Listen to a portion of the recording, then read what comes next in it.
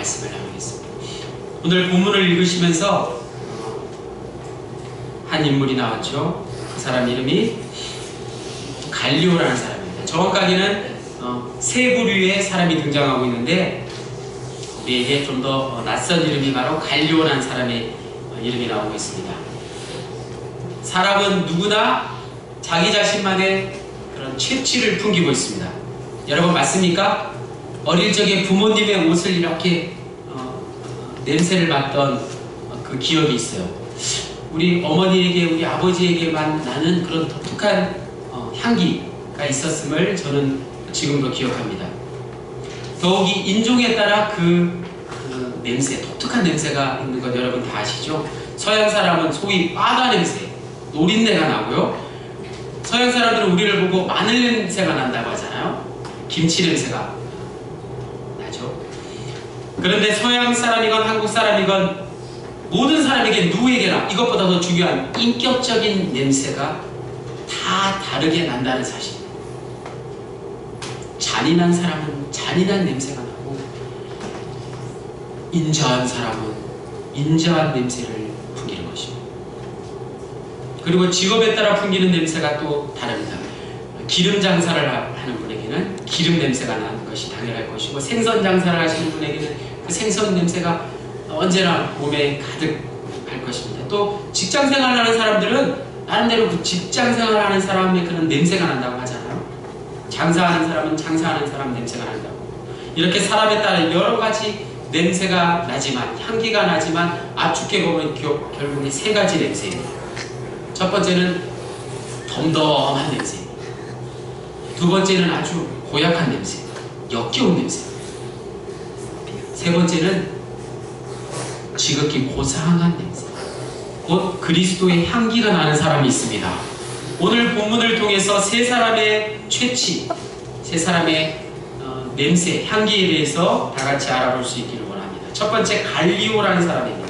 갈리오의 본명은 주니우스 갈리오 안나이우스라고 해서 여러분 네로 왕제 아시죠? 기독교인들을 탄압했던 로마의 폭군 네로 왕제의 미움을 받아서 죽은 유명한 철학자가 있었는데 세네카라는 철학자의 동생으로서 로마 왕자 글라우디오 때의 아가야 지역, 오늘 본문 말씀의 배경이 되고 있는 그리스에 있는 아가야 지역에 총독이 되어서 고린도가 바로 이 그리스 지역에 있었는데 고린도 지역에 살았으며 유대인들이 오늘 본문에 나온 것처럼 사도 바울을 전도를 하고 있는 바울을 끌고 와서 재판을 해달라고 청했을 때 유대인들의 고소를 어떻게 했죠? 취하해버렸습니다. 기각시켜버렸던 인물이 바로 갈리오라는 사람입니다. 그에게 이 갈리오라는 사람에게 어떤 향기가 나는지 우리 함께 알아보도록 하겠습니다. 갈리오는 자신의 형 세네카를 닮아 영특하고 처사가 매우 슬기로웠던 사람이라고 전해져 오고 있습니다. 먼저 갈리오는 유대인들이 바울을 잡아서 끌고 왔을 때 그 사건을 처리함에 있어서 잘한 점도 있고 못한 점도 있습니다. 양면성을 가지고 있습니다. 잘한 것이라고 한다면 월권하지 않았다는 것입니다. 자신의 능력을 넘어서는 일을 결코 범하지 않았습니다. 자기 분수를 지켰다는 말씀입니다. 무릇 재판이라고 하는 것은 피해자의 법률 위반 사실 여부관을 심의해서 흑백을 가려주는 데 그 목적이 있는 것입니다. 갈리오는 그대로 행했습니다. 그런데 유대인들이 바울을 걸고 넘어져서 송사한 것은 로마의 국법과는 전혀 상관이 없는 유대인만의 자기들 종교만의 종교상의 문제였던 것을 그는 강조하면서 이것을 자기 고난받기 사건이라는 이유로 이 송사를 과감하게 기각해 버렸던 것입니다. 사실 집권자가 전지전능자나 되는 것처럼 종교 문제까지 함부로 손대는 것은 매우 위험한 일이 아닐 수 없는 것입니다. 그런 점에 있어서 갈리오의 처사는 분명히 현명했다고 볼 수 있습니다. 하지만 그에게 과실이 있었으니 그것은 군중의 폭행 사건을 방치했다는 사실입니다. 17절 말씀에 모든 사람이 회당장 소스데네를 잡아 법정 앞에서 때리되 갈리오가 이를 어떻게 했다고요? 상관치 아니하니라. 그저 보고만 있었습니다. 방관하였습니다. 묵인하였습니다.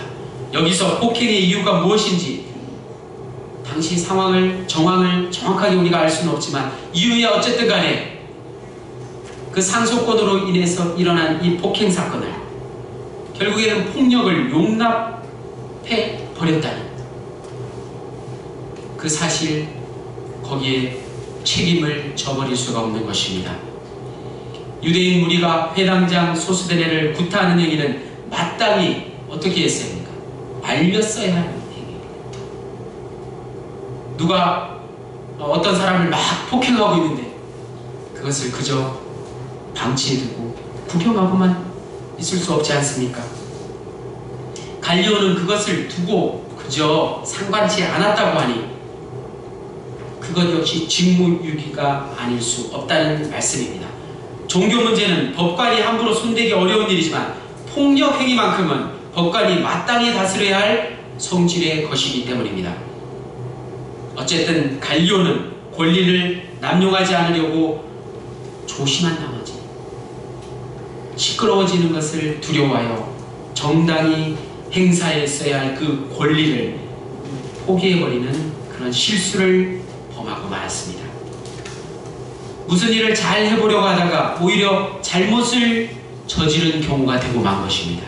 결과적으로 갈리오는 그리스도의 교회, 오늘날 우리 기독교에 크게 공헌하지 못한 인물로, 우리에게 잘 기억되지 않은 인물로 남아있습니다.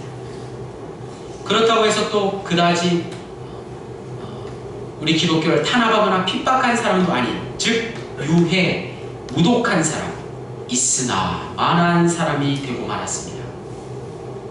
오늘날 많은 사람들이 갈리오의 후예와 같은 것을 우리는 볼 수 있습니다. 여러분, 이 세상에 많은 사람들이 자신의 과오를 두려워해서 과오를 범하지 않으려고, 자신이 책임지지 않으려고 지나친 조심 때문에 공의를, 정의를 제대로 일으켜 세우지 못하는 그런 상황들이 얼마나 많이 있습니까? 그래서 이것도 아니고 저것도 아닌 그저 덤덤한 인간으로 살아가고 있는 오늘날의 많은 사람들을 볼 수 있습니다. 이런 자들을 가리켜서 있으나 마나한 사람이라고 오늘 본문은 우리에게 말하고 있습니다. 즉 향기로울 것도 없지만 크게 역겨울 것도 없는 덤덤한 사람을 갈리오라는 인물을 통해서 우리에게 소개하고 있습니다. 두 번째는 유대인들입니다. 유대인들은 그야말로 어떤 모습으로 우리에게 다가옵니까? 이방인 갈리오는 있으나 마나한 사람이었지만 본문에 나타난 유대인들은 그야말로 해서는 안 될 극심한 과오를 저지른 있어서는 안 될 존재들이었습니다. 그 이유가 무엇입니까? 첫 번째로 자기 종족을 이방인에게 끌고 와서 고소하였습니다. 우리말 속담에도 소 한 마리를 가지고 이웃과 다투지 말라라는 말이 있는데, 웬만한 일이 아니고서는 이웃끼리 법정에 서서 송사하는 일, 고소하는 일이 있어서야 되겠습니까? 특히 웬만한 일이 아니고서 우리는 성도들끼리 그 문제를 가지고 저 세상의 재판대에 가서 서는 일이 결코 있어서는 안 될 줄로 믿습니다.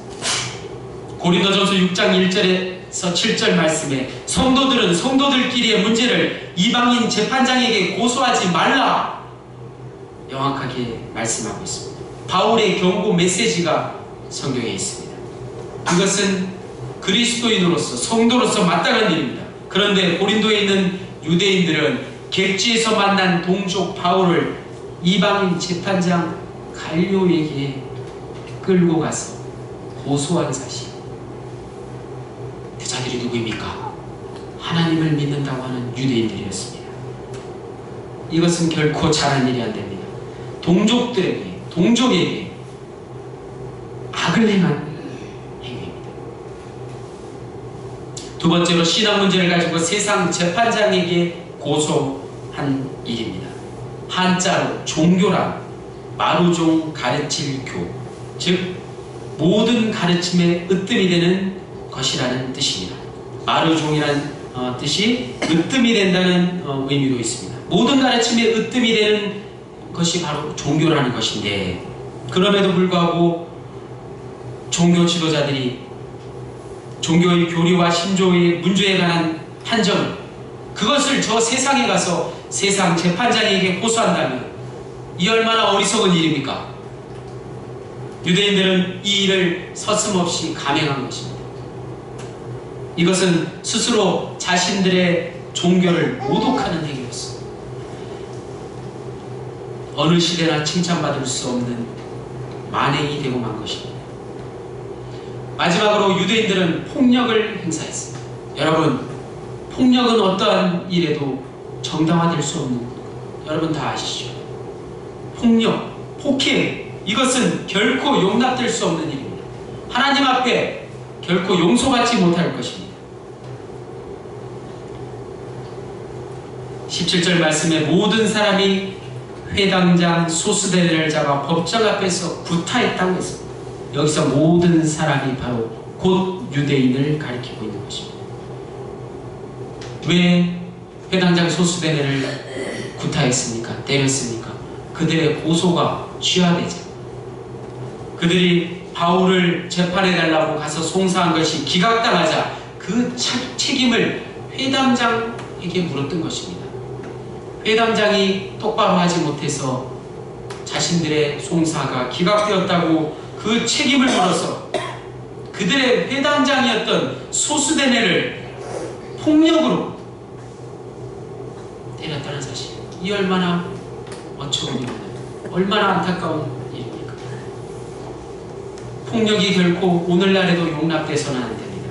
그것이 하나님을 위해서라는 명분을 가진다고 할지라도 하나님 앞에서 결코 정당화될 수 없는 것입니다. 복음서에 보면 무리들이 예수님을 잡으려고 할 때 베드로가 어떻게 했습니까? 예수님을 보호한다는 미명 아래 칼을 휘둘러서 대제사장 말고의 길을 잘라버리는 사건이 벌어집니다. 그때 베드로를 향해서 예수님께서 하신 말씀, 칼을 가지는 자는 다 칼로 망하느니라. 마태복음 26장 51절 말씀입니다. 그러므로 우리 그리스도인들은 신앙이라는 미명 아래 폭력적인 행동을 감행하지 않도록 언제나 성령의 인도하심을 받아야 합니다. 폭력이 우리 마음속에 자리 잡지 않도록. 그렇지 않으면 여기에 등장하는 유대인들과 다를 바 없다는 사실, 종교의 깃발 아래 도리어 구역질나는 악취를 풍겨서 이 사회를 구원시키는커녕 이 사회에도 공해를 끼치게 되는 일을 벌이게 된다는 사실입니다. 저는 구세군 사관학교에서 음식물 쓰레기를 치우던 일이 오늘 말씀을 준비하면서 문득 생각났습니다. 여러분, 음식물 쓰레기 다들 치우시죠? 그것만큼 귀찮은 일이 없으시죠? 음식물 쓰레기를 다 어떻게 치우세요? 그래도 농촌은 형편이 좀 낫습니다. 도시는 매일같이 그 나오는 음식물 쓰레기들을 그 쓰레기 종량 봉투에 담아서 그것을 밖에 내다 놔야 돼요. 보통 귀찮고 보통 진짜 악취가 나고 보통 힘든 일이 아니에요. 아파트에도 가면 엘리베이터 안에서 음식물 쓰레기를 치우고 있는 사람을 보면 다들 외면합니다. 음식물 쓰레기가 정말 얼마나 악취가 나고 그 일이 얼마나 하기 싫은 일인지 해보신 분만이 아실 수 있으실 겁니다. 사관학교의 그 음식물 쓰레기 그 양이 상당히 많습니다. 음식을 장만하고 남은 그런 찌꺼기들, 그리고 음식을 먹다가 남긴 것들, 그런 것들을 식기조라고 그날 당번되는 사람이 한 8명에서 10명까지 많이 돼요. 그런데 모두가 누구나 그 일을 하기 싫어서 그저 설거지를 하고 또 식탁 닦는 일을 하고 외면하기 일쑤입니다.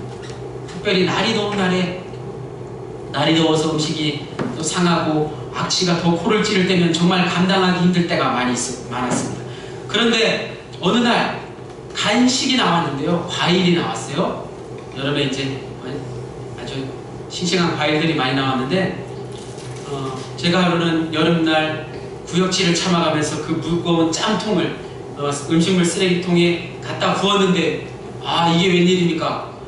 그 악취나야 할 그 음식물 쓰레기통에서 향기가 올라와요. 이게 무슨 일일까요? 그날 간식으로 나온 과일이 복숭아였던 것입니다. 복숭아의 그 향기가, 복숭아의 껍질과 씨의 그 향기가 퍼져서 그 음식물 쓰레기의 모든 악취를 다 제거시켜 버렸던 것입니다. 그 복숭아라는 과일이 그렇게 정말 좋은 과일이라는 것을 저는 그때 깨달았어요. 주위가 온통 그 향기로운 복숭아 향기로 다 물든 것을 저는 한 번 더 그 음식물 쓰레기통을 바라보게 되었습니다. 향긋한 복숭아 향기가 그 모든 음식물 쓰레기를 깨끗하게 잠재워 버렸던 것이죠. 바로 세 번째 소개되는 인물, 바울이 바로 그리스도의 향기를 바라는 사람이었습니다. 세상의 그 악한 유대인들의 그 악취나는 그 행동을 그리스도의 향기로 덮어버린 인물이 바로 오늘 본문에 나오는 바울이었던 것입니다. 사람의 세 가지 향기 가운데 마지막으로 소개되고 있는 사도 바울이 바로 복숭아와 같은 채취를, 향기를, 그리스도의 향기를 바라는 사람이었습니다. 오늘 우리가 예배 전에 부른 그 찬양의 가사 가운데 저는 그 말씀에 너무나 은혜가 되었습니다. 꽃처럼 향기나는 나의 생활이 아닐지라도 나의 삶이 언제나 향기나는 그런 삶이 아닐지라도 주님을 닮기 원한다는 그 찬양의 가사처럼 저와 여러분의 올 한 해 채취가, 향기가 주위 사람들에게 정말 그리스도의 향기가 가득한 복숭아 향기를 그렇게 풍기시는 여러분 모두가 되시길 바랍니다. 갈리오가 바울의 피소 사건을 처리함에 있어서 바울에게 무슨 잘못이 있거나 부정이 있거나 그런 것이 있었지면 모르지만 전혀 잘못이 없었다는 것을 갈리오는 알고 있었습니다. 그래서 바울이 자신의 태도를 분명하게 세상 사람들에게 천명했을 때 어느 한 사람도 바울이 부정하다고 고발한 사람이 없었다는 사실입니다. 그러므로 바울은 법정에 서야 할 이유가 없는 사람이었습니다. 바울의 모습을 통해서 우리는 두 가지 사실을 기억할 수 있기를 원합니다. 먼저 그리스도인은 이 사회에서 신앙으로 인하여 비난받는 것, 핍박받는 것 외에 그 어떤 비난받을 만한 행동도 해서는 안 된다는 사실입니다. 양심적으로, 윤리적으로 남에게 피해가 되는 그 어떤 행동도 우리는 서슴지 말아야 할 것입니다. 뿐만 아니라 그리스도인은 우리가 받은 그 비난이 자신의 과오 때문이 아니라 우리의 믿음 때문에, 우리의 순수한 신앙 때문에 받는 핍박이라면 절대로 여기서 멈추지 않고 굴하지 않아야 할 것입니다. 사도 바울처럼. 바울이 바로 그런 사람이었습니다. 바울은 전에도 그랬고 후에도 그랬습니다. 그가 환난이나 핍박을 당한 것은 그가 잘못했기 때문에 당한 것이 아니라 그것은 오직 바울의 독신한 신앙과 열렬한 전도의 열정 때문에, 그것을 못마땅하게 여기는 유대인들의 모함 때문이었다는 사실을 우리는 기억해야 할 것입니다. 결국 그는 거기서 빠져나옵니다. 풀려나게 됩니다. 우리가 여기서 바울을 통해서 풍겨나는 그리스도의 향기를 본받아야 할 것입니다. 깨달아야 할 것입니다. 저와 여러분에게 그리스도의 향기가 충만하기를 간절히 축원합니다. 이것이 바로 그리스도의 마음과 정신과 사상과 교훈과 예수 그리스도의 생애가 우리의 삶 가운데, 우리의 삶의 현장 가운데 쏟아져 나오는 현상인 것입니다. 사람이 무엇으로 가득 차 있냐에 따라서, 그 사람이 어떤 향기를 바라느냐에 따라서 오늘 처음에 말씀드린 그 세 가지 사람 중에 하나가 되는 것입니다. 그러므로 사도 바울은 어디를 가든지 무엇을 하든지 언제 어디서나 그리스도의 향기를 풍긴 사람으로 기억되고 있습니다. 오늘 말씀을 마무리하겠습니다. 우리 그리스도인들은, 저와 여러분은 갈료와 같이 덤덤한 냄새를 풍기는 자가 되어서는 결코 안 될 것입니다. 하물며 유대인들처럼 역겨운 냄새를 풍기는 자신의 동족을 고발하는 그런 자들이 되어서는 안 될 것입니다. 저와 여러분 그리스도인은 항상 바울처럼 그리스도의 향기를 발산해야 합니다. 더욱이 이 세상 가운데 그리스도인들은 가시밭의 백합화처럼, 가시밭에 가시덩굴에 있는 한떨기 백합화처럼 주위로부터 온갖 순환을 당하기 일쑤입니다. 그러나 그 백합화의 모습을 보십시오. 오래될수록 그 향기가 더 진해진다는 사실을 우리는 깨달아야 할 것입니다. 그 백합화와 같이 그리스도인들은 고난을 당하면 당할수록 더 고상하고 순결하고 우아한 예수 그리스도의 향기를 발하여야 할 것입니다. 저와 여러분이 그렇게 되기 위해서 오늘 본문에 나오는 바울처럼 언제나 성령 충만함으로 이제 모두 그리스도의 능력 있는 말씀과 그의 사랑으로 언제나 올 한 해 가득해야 할 것입니다. 저와 여러분이 어디를 가든지 그리스도의 향기를 드러내실 수 있기를 간절히 축원합니다. 할렐루야. 사랑해